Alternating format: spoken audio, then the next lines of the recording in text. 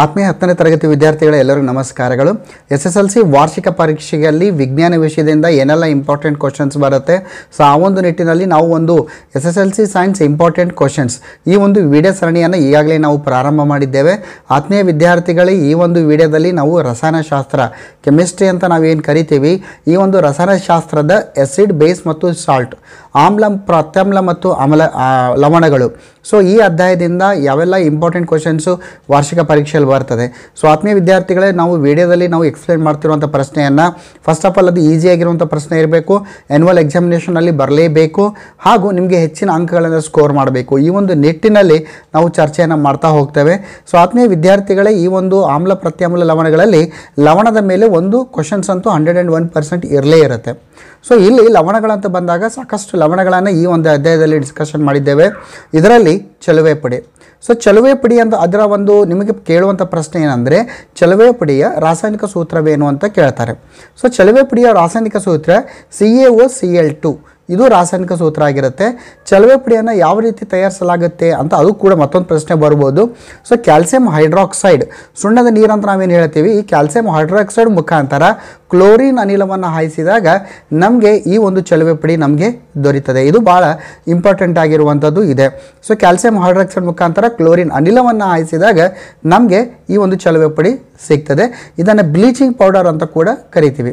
ಈಗ ನೆಕ್ಸ್ಟ್ ಪ್ರಶ್ನೆ ಏನು ಕೇಳ್ಬೋದು ಅಂದರೆ, ಈ ಒಂದು ಚಲುವೆ ಪುಡಿಯ ಉಪಯೋಗವೇನು, ಅದನ್ನು ಎಲ್ಲಿ ಬಳಸ್ತೀವಿ ಅಂತ ನೇರವಾಗಿ ನಿಮಗೆ 2 ಅಂಕ ಕೇಳಿದರೆ, ಕೆಲವೊಂದು ಏನಂದರೆ ಒಂದೊಂದು ಅದರ ಉಪಯೋಗವನ್ನು ಕೊಟ್ಟು ಇದರ ಒಂದು ಉಪಯೋಗಕ್ಕೆ ಯಾವ ಒಂದು ಲವಣವನ್ನು ಬಳಸ್ತೇವೆ ಅಂತ ಕೂಡ ಕೇಳ್ತಾರೆ.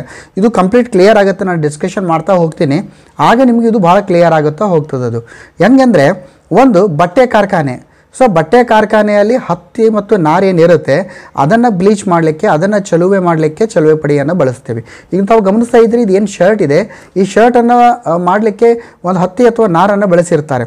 ಸೊ ಅದನ್ನು ಚಲುವೆ ಮಾಡಲಿಕ್ಕೆ ಚಲುವೆ ಪುಡಿಯನ್ನು ಬಳಸ್ತೀವಿ. ಸೊ ಪೇಪರ್ ಇರುತ್ತೆ. ಸೊ ಪೇಪರ್ ಯಾವ ರೀತಿ ತಯಾರಿಸಲಾಗುತ್ತೆ ಅಂದರೆ, ಒಂದು ಮರದ ಹೊಟ್ಟು, ಮರದ ಪುಡಿಯನ್ನು ಬಳಸಿಕೊಂಡು ಒಂದು ಕಾಗದವನ್ನು ತಯಾರು ಮಾಡ್ತಾರೆ ಕಾಗದ ಕಾರ್ಖಾನೆಯಲ್ಲಿ. ಸೊ ಇಲ್ಲಿ ಮರದ ಹೊಟ್ಟು ಅಥವಾ ಒಂದು ಮರದ ಪುಡಿ ಏನಿರುತ್ತೆ ಆ ಪುಡಿಯನ್ನು ಚಲುವೆ ಮಾಡಲಿಕ್ಕೆ ಈ ಚಲುವೆ ಪುಡಿಯನ್ನು ಬಳಸ್ತಾರೆ. ಸೊ ಅಂತಿಮವಾಗಿ ಇಲ್ಲಿ ನಿಮಗೆ ಲ್ಯಾಂಡ್ರಿಯಲ್ಲಿ ಬಟ್ಟೆ ತೊಳೆಯುವಂಥದ್ದು ಇರುತ್ತಲ್ಲ, ಡ್ರೈ ಕ್ಲೀನಿಂಗ್ ಅಂತ ಇರುತ್ತೆ, ಲ್ಯಾಂಡ್ರಿಯಲ್ಲಿ ಈ ಬಟ್ಟೆಯನ್ನು ಸ್ವಚ್ಛಗೊಳಿಸುವಾಗ ಈ ಒಂದು ಚಲುವೆ ಮಾಡಲಿಕ್ಕೆ ಚಲುವೆ ಪುಡಿಯನ್ನು ಬಳಸ್ತಾರೆ. ಬಟ್ಟೆಯನ್ನು ಚಲುವೆ ಮಾಡಲಿಕ್ಕೆ, ಬ್ಲೀಚ್ ಮಾಡಲಿಕ್ಕೆ ಚಲುವೆ ಪುಡಿಯನ್ನು ಬಳಸ್ತಾರೆ. ಸೊ ಆತ್ಮೀಯ ವಿದ್ಯಾರ್ಥಿಗಳ ಪ್ರಶ್ನೆ ಈ ರೀತಿ ಕೇಳ್ಬೋದು, ಏನಂದರೆ ಕಾಗದ ಕಾರ್ಖಾನೆಯಲ್ಲಿ ಮರದ ಹೊಟ್ಟು ಅಥವಾ ಮರದ ಪುಡಿಯನ್ನು ಚಲುವೆಗೊಳಿಸಲಿಕ್ಕೆ ಬಳಸುವಂಥ ಲವಣ ಯಾವುದು ಅಂದಾಗ ನಾವು ಚಲುವೆ ಪುಡಿ ಅಂತ ಹೇಳಬೇಕು. ಅಥವಾ ಬಟ್ಟೆ ಕಾರ್ಖಾನೆಯಲ್ಲಿ ಹತ್ತಿ ಮತ್ತು ನಾರುಗಳನ್ನು ಚಲುವೆ ಮಾಡಲಿಕ್ಕೆ ಬಳಸುವಂಥ ಲವಣ ಯಾವುದು ಅಂದರೆ ಚಲುವೆ ಪುಡಿ ಅಂತ ಕೂಡ ಈ ರೀತಿ ನಿಮಗೆ ರಿವರ್ಸ್ ಆಗಿ ಪ್ರಶ್ನೆಗಳನ್ನು ಕೂಡ ಕೇಳುವಂಥ ಸಾಧ್ಯತೆ ಇಲ್ಲಿ ಇರ್ತದೆ. ಸೊ ನೆಕ್ಸ್ಟ್ ಏನಂದರೆ, ಕೆಲವೊಂದು ರಾಸಾಯನಿಕ ಫ್ಯಾಕ್ಟ್ರೀಸ್ ಇರ್ತವೆ, ಕೆಮಿಕಲ್ ಫ್ಯಾಕ್ಟ್ರೀಸ್ ಅಂತ ಏನು ಹೇಳ್ತೀವಿ, ಆ ಕೆಮಿಕಲ್ ಫ್ಯಾಕ್ಟ್ರೀಸ್ನಲ್ಲಿ ಕೂಡ ಈ ಒಂದು ಚಲುವೆ ಪುಡಿಯನ್ನು ಉತ್ಕರ್ಷಣಕಾರಿಯಾಗಿ ಬಳಸ್ತೀವಿ. ಉತ್ಕರ್ಷಣಕಾರಿಯಾಗಿ ಅಂದರೆ ಈಗಾಗಲೇ ನಾವು ಕಳೆದ ವಿಡಿಯೋಗಳಲ್ಲಿ ಎಕ್ಸ್ಪ್ಲೇನ್ ಮಾಡಿದ್ದೇವೆ, ಯಾವುದೇ ಒಂದು ವಸ್ತು ಆಮ್ಲಜನಕವನ್ನು ಪಡ್ಕೊಂಡ್ರೆ ಅದನ್ನು ಉತ್ಕರ್ಷಣಕಾರಿ ಅಂತ ಹೇಳ್ತೀವಿ. ಉತ್ಕರ್ಷಣೆ ಕ್ರಿಯೆ ನಡೆದಿದೆ ಅಂತ ಹೇಳ್ತೀವಿ. ಒಂದು ಆಮ್ಲಜನಕವನ್ನು ಪಡ್ಕೋಬೇಕು, ಅದರ್ವೈಸ್ ಅದು ಹೈಡ್ರೋಜನನ್ನು ಕಳ್ಕೊಂಡ್ರೆ ಉತ್ಕರ್ಷಣೆ ಆಗಿದೆ ಅಂತ. ಸೊ ಇಲ್ಲಿ ಚಲುವೆ ಪುಡಿ ಕೆಲವೊಂದು ಕೆಮಿಕಲ್ ಫ್ಯಾಕ್ಟ್ರೀಸ್ನಲ್ಲಿ ಉತ್ಕರ್ಷಣಕಾರಿಯಾಗಿ ಚಲುವೆ ಪುಡಿಯನ್ನೇ ಬಳಸ್ತಾರದು.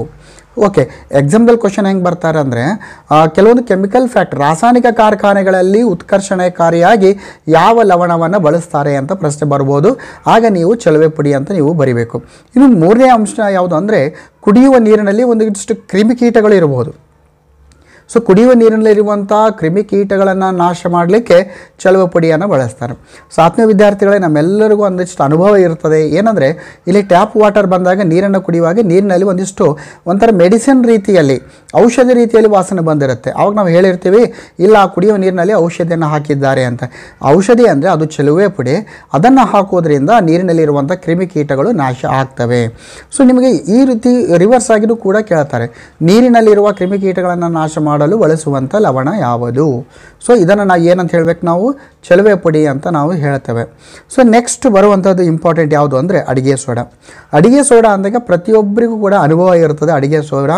ಸೊ ಅಡುಗೆ ಸೋಡಾ ಅಂದರೆ ಮನೆಯಲ್ಲಿ ನಾವು ಒಂದಿಷ್ಟು ಗರಿಗರಿಯಾದ ಊಟ ಮಾಡುವಾಗ, ಅದು ಇಡ್ಲಿ ಇರ್ಬೋದು, ಅದು ವಡಾ ಇರ್ಬೋದು, ದೋಸೆ ಇರ್ಬೋದು, ಸೊ ಅಥವಾ ಬಜ್ಜಿ ಅಂತ ಮಾಡ್ತೀವಿ, ಅದನ್ನು ಮಾಡುವಾಗ ನಾವು ಈ ಅಡುಗೆ ಸೋಡಾವನ್ನು ಬಳಸುವುದನ್ನು ನಾವು ಭಾಳಷ್ಟು ಪ್ರತಿಯೊಬ್ಬರ ಮನೆಯಲ್ಲಿ ಅದನ್ನು ಬಳಸ್ತಾ ಇರ್ತೇವೆ.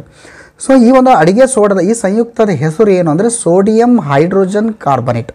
ಎಕ್ಸಾಮ್ದಲ್ಲಿ ಕೇಳ್ಬೋದು, ಅಡುಗೆ ಸೋಡಾದ ರಾಸಾಯನಿಕ ಹೆಸರೇನು? ಸೋಡಿಯಂ ಹೈಡ್ರೋಜನ್ ಕಾರ್ಬೋನೇಟ್, NaHCO3 ಅಂತ ನಾವು ಹೇಳ್ತೀವಿ. ಇದು ಒಂದು ಅಂಕದ ಪ್ರಶ್ನೆ ನಿಮಗೆ ಕೇಳ್ಬೋದು. ಇನ್ನು ಇದನ್ನು ಯಾವ ರೀತಿ ಕೇಳ್ತಾರೆ ಅಂದರೆ, ಈ ಅಡುಗೆ ಸೋಡಾವನ್ನು ಯಾವ ರೀತಿ ತಯಾರಿಸಲಾಗುತ್ತೆ? ಸೊ ಅಡುಗೆ ಸೋಡಾವನ್ನು ಸೋಡಿಯಂ ಕ್ಲೋರೈಡ್, ನಮ್ಮ ಮನೆಯಲ್ಲಿ ಏನು ಅಡುಗೆ ಉಪ್ಪು ಅಂತ ಹೇಳ್ತೀವಿ, ಅಡುಗೆ ಮಾಡೋ ಉಪ್ಪನ್ನು ಹಾಕ್ತೀವಲ್ಲ, ಸೊ ಆ ಅಡುಗೆ ಉಪ್ಪು ಸೋಡಿಯಂ ಕ್ಲೋರೈಡ್ನಿಂದಲೇ ಈ ಒಂದು ಅಡುಗೆ ಸೋಡಾವನ್ನು ತಯಾರಿಸಲಾಗುತ್ತೆ. ಹೇಗೆ ಅಂದರೆ ತಾವಿಲ್ಲಿ ಗಮನಿಸಿ ಆತ್ಮೀಯ ವಿದ್ಯಾರ್ಥಿಗಳೇ, ಇಲ್ಲಿ ನಾನು ಅದನ್ನು ಹೈಲೈಟ್ ಮಾಡಿ ಕೂಡ ನಿಮಗೆ ತೋರಿಸಿರ್ತೀನಿ. ಏನಂದರೆ ಇಲ್ಲಿ ಸೋಡಿಯಂ ಕ್ಲೋರೈಡ್ನಲ್ಲಿ ನೀರನ್ನು ಹಾಕಿ ಅದರಲ್ಲಿ ಕಾರ್ಬನ್ ಡೈಆಕ್ಸೈಡ್ ಪ್ಲಸ್ ಅಮೋನಿಯಾ ಹಾಕ್ತಾರೆ. ಆಗ ನಮಗೆ ಸೋಡಿಯಂ ಹೈಡ್ರೋಜನ್ ಕಾರ್ಬನೇಟು ಉತ್ಪಾದನೆ ಆಗ್ತದೆ. ಇದು ಬಹಳ ಇಂಪಾರ್ಟೆಂಟ್ ಆಗಿರುವಂಥದ್ದು ಇದೆ, ತಾವಿಲ್ಲಿ ಗಮನಿಸ್ತಾ ಇದ್ದೀರಿ. ಸೊ ಇದಾದಮೇಲೆ ಇಲ್ಲಿ ಮತ್ತೆ ಎಲ್ಲೆಲ್ಲಿ ಇದನ್ನು ಬಳಸ್ತಾರೆ ಅಂದರೆ ನೋಡ್ತಾ ಹೋಗೋಣ. ಇದು ಅಡುಗೆ ಮಾಡುವಾಗ ಬಳಸುವಂಥದ್ದು ಇದೆ.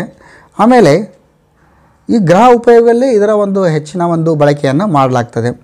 ನೆಕ್ಸ್ಟು ಇಲ್ಲಿ ಈ ಸೋಡಿಯಂ ಹೈಡ್ರೋಜನ್ ಕಾರ್ಬನೇಟ್ ಉಪಯೋಗ ಅಂತ ಬಂದಾಗ ಒಂದು ಬೇಕಿಂಗ್ ಪುಡಿಯ ತಯಾರಿಕೆ. ಬೇಕಿಂಗ್ ಪುಡಿಯನ್ನು ಬೇಕ್ರಿ ಐಟಮ್ಸಿಂದ ರೆಡಿ ಮಾಡ್ತಾರೆ. ಅದು ಬ್ರೆಡ್ಸ್ ಇರ್ಬೋದು, ಕೇಕ್ಸ್ ಇರ್ಬೋದು. ಸೊ ಇಂಥ ಬೇಕ್ರಿಯಲ್ಲಿ ಮಾಡುವಂಥ ಒಂದು ಪ್ರಾಡಕ್ಟ್ಸ್ ಏನಿರುತ್ತೆ, ಆ ಪ್ರಾಡಕ್ಟ್ಸ್ನಲ್ಲಿ ಬೇಕಿಂಗ್ ಪೌಡರನ್ನು ಯೂಸ್ ಮಾಡ್ತಾರೆ. ಆ ಬೇಕಿಂಗ್ ಪೌಡರನ್ನು ತಯಾರಿಸಲಿಕ್ಕೆ ಈ ಅಡುಗೆ ಸೋಡಾವನ್ನು ಬಳಕೆ ಮಾಡಲಾಗುತ್ತೆ. ಹೇಗೆ? ಭಾಳ ಸಿಂಪಲ್ ಆಗಿರುವಂಥದ್ದು, ಅಡುಗೆ ಸೋಡಾ ಮತ್ತು ಟಾರ್ಟಾರಿಕ್ ಆಮ್ಲ, ಅಡುಗೆ ಸೋಡಾ ಮತ್ತು ಟಾರ್ಟಾರಿಕ್ ಆಮ್ಲವನ್ನು ಮಿಶ್ರಣ ಮಾಡಿದಾಗ ಅಲ್ಲೇನಾಗುತ್ತೆ, ನಮಗೆ ಬೇಕಿಂಗ್ ಪೌಡರ್ ಸಿಗ್ತದೆ. ಇದು ಭಾಳ ಇಂಪಾರ್ಟೆಂಟ್ ಆಗಿರುವಂಥದ್ದು. ಸೊ ಬೇಕಿಂಗ್ ಪುಡಿಯನ್ನು ಕಾಯಿಸಿದಾಗ ಅಥವಾ ನೀರಿನೊಂದಿಗೆ ಮಿಶ್ರಣಗೊಳಿಸಿದಾಗ ಈ ಒಂದು ಕ್ರಿಯೆ ನಡೀತದೆ. ನೋಡಿ, ಬೇಕಿಂಗ್ ಪುಡಿಯನ್ನು ನೀವು ಮನೆಯಲ್ಲಿ ಮಾಡಿ ನೋಡ್ಬೋದು. ಒಂದು ಟೇಬಲ್ ಸ್ಪೂನನ್ನು ತೆಗೆದುಕೊಂಡು ಅದರಲ್ಲಿ ಒಂದಿಷ್ಟು ಅಡುಗೆ ಸೋಡಾ ಹಾಕಿ ಅಥವಾ ಬೇಕಿಂಗ್ ಪೌಡರ್ ತೆಗೆದುಕೊಂಡು ಬನ್ನಿ. ಬೇಕಿಂಗ್ ಪೌಡರ್ ಕೂಡ ನಿಮಗೆ ಶಾಪ್ನಲ್ಲಿ ಸಿಗುತ್ತೆ. ಅದನ್ನು ಕಾಯಿಸಬೇಕು. ಅಥವಾ ಆ ಬೇಕಿಂಗ್ ಪೌಡರ್ನಲ್ಲಿ ನೀರನ್ನು ಹಾಕಿದಾಗ ಅಲ್ಲಿ ನಿಮಗೆ ಕಾರ್ಬನ್ ಡೈಆಕ್ಸೈಡು ಮತ್ತು ನೀರು ಮತ್ತು ಆಮ್ಲದ ಸೋಡಿಯಂ ಲವಣವು ಸಿಗುವಂಥದ್ದಿದೆ. ಸರಿ, ನಿಮಗೆ ಎಕ್ಸಾಮ್ನಲ್ಲಿ ಏನು ಕೇಳ್ತಾರೆ ಅಂದರೆ ಬೇಕಿಂಗ್ ಪುಡಿ ತಯಾರಿಕೆಯನ್ನು ಬರೆಯಿರಿ. ಬೇಕಿಂಗ್ ಪೌಡರ್ ಯಾವ ರೀತಿ ತಯಾರಿಕೆ ಮಾಡ್ತಾರೆ? ಅಡುಗೆ ಸೋಡಾ ಪ್ಲಸ್ ಟಾರ್ಟಾರಿಕ್ ಆಮ್ಲವನ್ನು ಮಿಶ್ರಣ ಮಾಡಿದಾಗ ನಮಗೆ ಬೇಕಿಂಗ್ ಪೌಡರ್ ಸಿಗ್ತದೆ. ನೆಕ್ಸ್ಟು ನೋಡಿರಿ, ಈಗ ನೆಕ್ಸ್ಟ್ ಬರುವಂಥದ್ದು ಇಂಪಾರ್ಟೆಂಟು. ಈ ಒಂದು ಸೋಡಿಯಂ ಹೈಡ್ರೋಜನ್ ಕಾರ್ಬನೇಟ್ ಅಂತ ನಾವೇನು ಹೇಳ್ತೀವಿ, ಅಡುಗೆ ಸೋಡಾ, ಅದನ್ನು ಆಮ್ಲ ಶಾಮಕಗಳಲ್ಲಿ ಬಳಸ್ತೀವಿ. ಅಂದರೆ ನಿಮಗೆ ಎಸಿಡಿಟಿ ಉಂಟಾದಾಗ ನಿಮಗೆ ಇದನ್ನು ಅಡುಗೆ ಸೋಡಾವನ್ನು ಆಮ್ಲ ಶಾಮಕ, ನಿಮ್ಮ ಪಿತ್ತವನ್ನು ಕಡಿಮೆ ಮಾಡಲಿಕ್ಕೆ, ನಿಮ್ಮ ಎಸಿಡಿಟಿಯನ್ನು ಕಡಿಮೆ ಮಾಡಲಿಕ್ಕೆ, ನಿಮ್ಮ ಎದೆ ಉರಿತವನ್ನು ಕಡಿಮೆ ಮಾಡಲಿಕ್ಕೆ ಈ ಒಂದು ಅಡುಗೆ ಸೋಡಾವನ್ನು ಬಳಸ್ತೀವಿ. ನಿಮಗೊಂದು ಪ್ರಶ್ನೆ ಇದೆ, ಏನಂದರೆ ಈ ಒಂದು ಆಮ್ಲ ಶಾಮಕವನ್ನಾಗಿ ಬಳಸಲಿಕ್ಕೆ ಮತ್ತೊಂದನ್ನು ಬಳಸ್ತೀವಿ. ನಾನು ಹಿಂದಿನ ವಿಡಿಯೋದಲ್ಲಿ ಅದನ್ನು ಎಕ್ಸ್ಪ್ಲೇನ್ ಮಾಡಿದ್ದೀನಿ, ಯಾವುದು ಅಂತ ನೀವು ಹೇಳಬೇಕು. ಯಾವುದು ಆಮ್ಲ ಶಾಮಕವನ್ನಾಗಿ ಬಳಸುವಂಥ ಮತ್ತೊಂದು ವಸ್ತು. ಓಕೆ, ಸರಿ. ಆಮೇಲೆ ಈ ಅಡುಗೆ ಸೋಡಾವನ್ನು ಬೆಂಕಿ ಆರಿಸುವ ಸೋಡಾ ಆಸಿಡ್ ಉಪಕರಣಗಳಲ್ಲಿ ಕೂಡ ಇದನ್ನು ಬಳಸ್ತಾರೆ. ಅಗ್ನಿಶಾಮಕಗಳಲ್ಲಿ ಇದನ್ನು ಬಳಸ್ತಾರೆ. ನೋಡಿ ಆತ್ಮೀಯ ವಿದ್ಯಾರ್ಥಿಗಳ ಪ್ರಶ್ನೆಗಳು ಯಾವ ರೀತಿ ಕೂಡ ಬರ್ಬೋದು. ಏನಂದರೆ ಅಗ್ನಿಶಾಮಕಗಳಲ್ಲಿ ಬಳಸುವಂಥ ಲವಣ ಯಾವುದು? ಅಡುಗೆ ಸೋಡಾ. ಆಮೇಲೆ ನಿಮಗೆ ಪಿತ್ತ ಅಥವಾ ಆಮ್ಲೀಯತೆ ಉಂಟಾದಾಗ ಬಳಸುವಂಥ ಲವಣ ಯಾವುದು? ಅಡುಗೆ ಸೋಡಾ. ಆಮೇಲೆ ಈ ರೀತಿ ನಿಮಗೆ ಬೇರೆ ಬೇರೆ ಒಂದಿಷ್ಟು ಪ್ರಶ್ನೆಗಳು. ಬೇಕಿಂಗ್ ಪುಡಿಯ ತಯಾರಿಕೆಯಲ್ಲಿ ಬಳಸುವಂಥ ಲವಣ ಯಾವುದು? ಅದು ಕೂಡ ಅಡುಗೆ ಸೋಡಾ. ಸೊ ಈ ರೀತಿಯ ಒಂದಿಷ್ಟು ಪ್ರಶ್ನೆಗಳು ಬರುತ್ತೆ. ಈಗ ನೆಕ್ಸ್ಟ್ ಬರುವಂಥ ಲವಣ ಯಾವುದು ಅಂದರೆ ವಾಷಿಂಗ್ ಸೋಡಾ. ಸೊ ವಾಷಿಂಗ್ ಸೋಡಾವನ್ನು ನೋಡ್ತಾ ಇದ್ದರೆ ಇಲ್ಲಿ ವಾಷಿಂಗ್ ಸೋಡಾದ ರಾಸಾಯನಿಕ ಸಂಕೇತ ಹೇಳಬೇಕು. Na2CO3.10H2O ಇದೆ. ಇದನ್ನು ವಾಷಿಂಗ್ ಸೋಡಾ ಅಂತ ಹೇಳ್ತೀವಿ. ಇದನ್ನು ಬೇಕಿಂಗ್ ಸೋಡಾವನ್ನು ಕಾಸುವ ಮೂಲಕ ಸೋಡಿಯಂ ಕಾರ್ಬನೇಟ್ ಪಡಿಬಹುದು ಅಂತ ಈಗಾಗಲೇ ನಾವು ನೋಡಿದ್ವಿ. ಬೇಕಿಂಗ್ ಪೌಡರನ್ನು ಕಾಯಿಸಿದರೆ ನಮಗೆ ಮತ್ತೆ ಸೋಡಿಯಂ ಕಾರ್ಬನೇಟ್ ಸಿಗ್ತದೆ. ಈ ಸೋಡಿಯಂ ಕಾರ್ಬನೇಟನ್ನು ಪುನಃ ಸ್ಫಟೀಕರಣದಿಂದ ವಾಷಿಂಗ್ ಸೋಡಾ ಸಿಗ್ತದೆ. ಏನು ಸೋಡಿಯಂ ಕಾರ್ಬನೇಟ್ ಇರುತ್ತೆ, ಈ ಒಂದು ಸೋಡಿಯಂ ಕಾರ್ಬನೇಟನ್ನು ಸ್ಫಟಿಕೀಕರಣ ಮಾಡುವುದರಿಂದ ಇಲ್ಲಿ ನಮಗೆ ವಾಷಿಂಗ್ ಸೋಡಾ ಸಿಗ್ತದೆ ಅಂತ ನಾವು ಹೇಳ್ತೀವಿ. ತಾವು ಗಮನಿಸಬೇಕು, ಇಲ್ಲಿ ಸೋಡಿಯಂ ಕಾರ್ಬನೇಟ್ ಪ್ಲಸ್ H2O ಹಾಕಿದಾಗ Na2CO3.10H2O ಇದೆ. ಇದು ನಿಮಗೆ ವಾಷಿಂಗ್ ಸೋಡಾ ಅಂತ ನಾವು ಇಲ್ಲಿ ಕರಿತೀವಿ. ಇಂಪಾರ್ಟೆಂಟ್ ಏನಂದರೆ ಉಪಯೋಗ. ಗ್ಯಾರಂಟಿ ಲವಣಗಳಲ್ಲಿ ಬರುತ್ತೆ ಪ್ರಶ್ನೆ. ಈ ಒಂದು ನಿಮ್ಗೆ ಗೊತ್ತೇ ಇದೆ, ವಾಷಿಂಗ್ ಸೋಡಾ, ಸೋಡಿಯಂ ಕಾರ್ಬೊನೇಟನ್ನು ಗಾಜಿನ ತಯಾರಿಕೆಯಲ್ಲಿ ಬಳಸ್ತೀವಿ, ಸಾಬೂನು ತಯಾರಿಕೆಯಲ್ಲಿ ಬಳಸ್ತಾರೆ ಹಾಗೂ ಕಾಗದ ತಯಾರಿಕೆಯಲ್ಲಿ ಬಳಸ್ತಾರೆ. ವಾಷಿಂಗ್ ಸೋಡಾನ ಸಾಬೂನು ಮತ್ತು ಡಿಟರ್ಜೆಂಟ್ ಮಾರ್ಜಕಗಳಲ್ಲಿ ಬಳಸುವಂತಂತೂ ನಮ್ಗೆ ಗೊತ್ತೇ ಇದೆ. ಇದನ್ನು ಕಾಗದ ಮತ್ತು ಗಾಜು ತಯಾರಿಕೆಯಲ್ಲಿ ಕೂಡ ಇದನ್ನು ಬಳಸ್ತಾರೆ. ಮತ್ತು ಇದನ್ನು ಬೋರಾಕ್ಸ್ನಂಥ ಸೋಡಿಯಂ ಸಂಯುಕ್ತಗಳ ಉತ್ಪಾದನೆ, ಬೋರಾಕ್ಸ್ ಅಂತ ಒಂದು ರೀತಿಯ ವಸ್ತು, ಅದನ್ನು ಅದರ ಉತ್ಪಾದನೆಯಲ್ಲಿ ಕೂಡ ಇದನ್ನು ಬಳಸ್ತಾರೆ. ಆಮೇಲೆ ಈಗಾಗಲೇ ಗೊತ್ತಿರುವಂತೆ ವಾಷಿಂಗ್ ಸೋಡಾವನ್ನು ಗೃಹ ಬಳಕೆಯ ಸ್ವಚ್ಛಕಾರಿಯಾಗಿ, ಅದು ಟೈಲ್ಸ್ ಕ್ಲೀನ್ ಆಗಿರ್ಬೋದು, ವಾಶ್ರೂಮ್ ಕ್ಲೀನ್ ಆಗಿರ್ಬೋದು, ಅಥವಾ ಕಿಚನ್ ಟೈಲ್ಸ್ ಕ್ಲೀನಿಂಗ್ ಆಗಿರ್ಬೋದು, ಸೊ ಗೃಹ ಒಂದು ಸ್ವಚ್ಛಕಾರಿಯಾಗಿ ಇದನ್ನು ಬಳಸ್ತಾರೆ. ಆಮೇಲೆ ಗಡುಸು ನೀರು, ಮೆದು ನೀರು ಅಂತ ನಮ್ಗೆ ಗೊತ್ತಿದೆ. ಸೊ ಗಡುಸು ನೀರಿನ ಗುಣವನ್ನು ಕಂಪ್ಲೀಟಾಗಿ ಶಾಶ್ವತವಾಗಿ ಮೆದು ನೀರನ್ನಾಗಿ ಪರಿವರ್ತನೆ ಮಾಡಲಿಕ್ಕೆ ಕೂಡ ಈ ಒಂದು ಯಾವುದು ವಾಷಿಂಗ್ ಸೋಡಾವನ್ನು ಬಳಸ್ತಾರೆ ಅಂತ ನಾವಿಲ್ಲಿ ಹೇಳ್ತೀವಿ. ಸರಿ, ಇಷ್ಟು ಲವಣಗಳ ಬಗ್ಗೆ ನಮಗೆ ಈ ಒಂದಿಷ್ಟು ಆಯಿತು. ಈಗ ನೆಕ್ಸ್ಟ್ ಬರುವಂಥದ್ದು ಪ್ಲಾಸ್ಟರ್ ಆಫ್ ಪ್ಯಾರಿಸ್. ಇದು ಕೂಡ ಭಾಳ ಇಂಪಾರ್ಟೆಂಟು. ಪ್ಲಾಸ್ಟರ್ ಆಫ್ ಪ್ಯಾರಿಸಿನ ನಿಮಗೆ ಈ ಒಂದು ರಾಸಾಯನಿಕ ಸಂಕೇತವನ್ನು ಇಲ್ಲಿ ಕೇಳ್ತಾರೆ. ಕ್ಯಾಲ್ಸಿಯಂ ಸಲ್ಫೇಟ್ ಹೆಮಿಹೈಡ್ರೇಟ್ ಅಂತ ಹೇಳ್ತೀವಿ. CaSO4.1/2H2O ಇದು ರಾಸಾಯನಿಕ ಸಂಕೇತ. ನಿಮಗೆ ರಾಸಾಯನಿಕ ಸಂಕೇತ ಕೇಳ್ತಾರೆ ಅಥವಾ ರಾಸಾಯನಿಕ ಹೆಸರು ಕೇಳ್ತಾರೆ, ನೋಟ್ ಮಾಡ್ಕೋಬೇಕು. ಈ ವಿಡಿಯೋವನ್ನು 2-3 ಸಲ ಕೇಳ್ಕೋಬೇಕು, ಏನು ಹೇಳ್ತಾ ಇದ್ದೀನಿ ಅದನ್ನು ನೋಟ್ ಮಾಡ್ಕೊಳ್ಳಿ. ಆಮೇಲೆ ಇದನ್ನು ಪ್ಲಾಸ್ಟರ್ ಆಫ್ ಪ್ಯಾರಿಸ್ ಅಂತಾರೆ ಅಥವಾ POP ಅಂತ ಕೂಡ ಕರೀತಾರೆ. ಸಾಮಾನ್ಯವಾಗಿ ಇಲ್ಲೇನಾದರೂ ಕೈ ಮೂಳೆ ಮುರಿದಾಗ, ಕಾಲು ಮೂಳೆಗಳು ಮುರಿದಾಗ ಈ ಒಂದು POPಯನ್ನು ಇದರ ಸುತ್ತಲೂ ಹಾಕಿ ಈ ರೀತಿ ಕೊರಳಿಗೆ ಒಂದು ಬ್ಯಾಂಡೇಜನ್ನು ಹಾಕಿರುವುದನ್ನು ನೀವೆಲ್ಲ ಗಮನಿಸಿರ್ತೀರಿ. ಸೊ ಅದನ್ನು ಕೂಡ ಪ್ಲಾಸ್ಟರ್ ಆಫ್ ಪ್ಯಾರಿಸ್ ಅಂತೀವಿ. ಹಾಗೂ ಮನೆಗಳಲ್ಲಿ ಒಂದಿಷ್ಟು ಮೂರ್ತಿಗಳನ್ನು ಅಲಂಕಾರಕ್ಕಾಗಿ ಬಳಸ್ತೀವಲ್ಲ, ಆ ಅಲಂಕಾರಿಕವಾಗಿರುವಂಥ ಮೂರ್ತಿಗಳನ್ನು ಕೂಡ ಪ್ಲಾಸ್ಟರ್ ಆಫ್ ಪ್ಯಾರಿಸ್ನಿಂದಲೇ ಅದನ್ನು ತಯಾರಿಸಿರ್ತಾರೆ. ಸೊ ಇಷ್ಟು ಇದೆ. ಇದು ಒಂದು ಇದಾದಮೇಲೆ ಇದಕ್ಕೆ ಇರುವಂಥ ಮತ್ತೊಂದಿಷ್ಟು ಇಂಪಾರ್ಟೆಂಟ್ ಅಂದರೆ ಇಷ್ಟು ಸಾಕಾಗುತ್ತೆ. ಸೊ ಲವಣಗಳಲ್ಲಿ ಈ ವಿಡಿಯೋದಲ್ಲಿ ನಾನು ಏನು ಡಿಸ್ಕಷನ್ ಮಾಡಿದ್ದೀನಿ, ಈ ವಿಡಿಯೋದಿಂದ ಖಂಡಿತವಾಗಿ 2ರಿಂದ 4 ಅಂಕಗಳು ಆ್ಯನ್ಯುವಲ್ ಎಕ್ಸಾಮ್ನಲ್ಲಿ ಬಂದೇ ಬರ್ತವೆ. ಸೊ ಆತ್ಮೀಯ ವಿದ್ಯಾರ್ಥಿಗಳೇ, ನಿಮ್ಮ ರಿಸಲ್ಟ್ ಬಂದ ನಂತರ ಎಷ್ಟು ಈ ವಿಡಿಯೋ ಸರಣಿಗಳು ನಿಮಗೆ ಎಕ್ಸಾಮ್ನಲ್ಲಿ ಹೆಚ್ಚಿನ ಅಂಕ ಸ್ಕೋರ್ ಮಾಡಲಿಕ್ಕೆ ಉಪಯೋಗವಾಗಿದೆ ಕಾಮೆಂಟ್ ಬಾಕ್ಸ್ನಲ್ಲಿ ಕಾಮೆಂಟ್ ಮಾಡಿ. ನಿಮ್ಮ ರಿಸಲ್ಟ್, ವಿಶೇಷವಾಗಿ ನಿಮ್ಮ ವಿಜ್ಞಾನದಲ್ಲಿ ಎಷ್ಟು ಅಂಕಗಳನ್ನು ತೆಗೆದುಕೊಂಡಿದ್ದೀರಿ ಅದನ್ನು ಕೂಡ ಕಾಮೆಂಟ್ ಬಾಕ್ಸ್ನಲ್ಲಿ ಕಾಮೆಂಟ್ ಮಾಡಿ.